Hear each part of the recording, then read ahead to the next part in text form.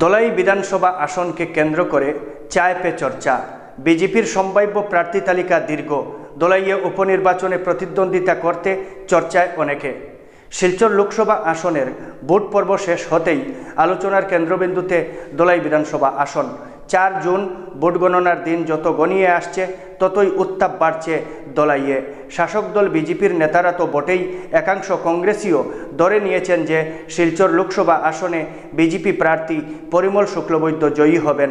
তাই তো বিধায়ক তথা মন্ত্রী পরিমল শুক্লবৈদ্যকে ছাড়তে হবে বিধায়ক পদ, আর তার ছেড়ে দেওয়া দোলাই বিধানসভা আসনে উপনির্বাচন অনুষ্ঠিত হবে। উপনির্বাচনে প্রার্থী হতে এখনই মাঠে নেমে পড়েছেন অনেকে। এক্ষেত্রে শাসক দল বিজেপির সম্ভাব্য প্রার্থী তালিকা অনেক দীর্ঘ।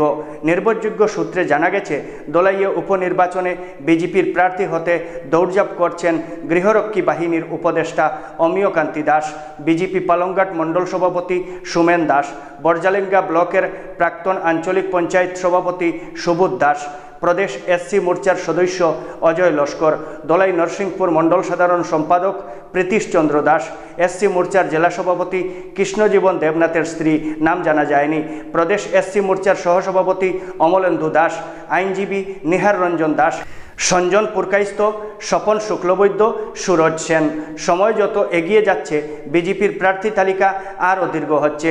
এ পর্যন্ত যাদের নাম শোনা যাচ্ছে তাদের মধ্যে থেকে কাকে পরিমল শুক্লবৈদ্যের জায়গায় উপনির্বাচনে প্রার্থী করবে বিজেপি দল, যাকে প্রার্থী করা হবে তার জয়ের সম্ভাবনা কতটুকু রয়েছে, বিপক্ষ প্রার্থী কে হতে পারেন, এসব প্রশ্ন দোলাইয়ের চায় পে চর্চার বিষয় হয়ে উঠেছে। এ পর্যন্ত কংগ্রেসের প্রার্থী হিসাবে যাদের নাম শোনা যাচ্ছে তারা হলেন জেলা কংগ্রেসের সাধারণ সম্পাদক তথা দোলাইয়ের সাংগঠনিক ইনচার্জ হিরু দাস। তিনি কংগ্রেসের প্রার্থী হয়ে দোলাইতে 2006 সালের বিধানসভা নির্বাচনে প্রতিদ্বন্দ্বিতাও করেছেন। এছাড়া দোলাইয়ের প্রাক্তন বিধায়ক প্রয়াত দিগেন্দ্রচন্দ্র পুরকাইস্তের ছেলে ধ্রুবজ্যোতি পুরকাইস্তের নামও শোনা যাচ্ছে।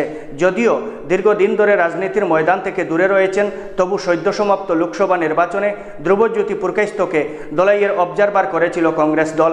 এই দুজন ছাড়া কংগ্রেসের প্রার্থী হতে ইচ্ছুক এমন কারো নাম শোনা যাচ্ছে না।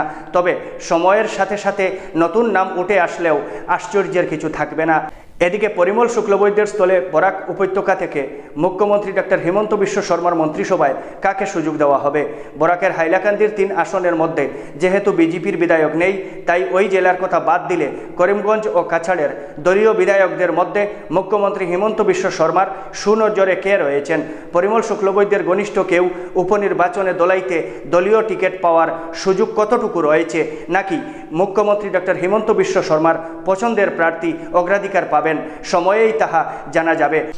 শীঘ্রই আসছে পরবর্তী প্রতিবেদন। ততক্ষণে চেয়ে থাকুন Y24 নিউজের ফেসবুক পেজ এবং ইউটিউব চ্যানেল।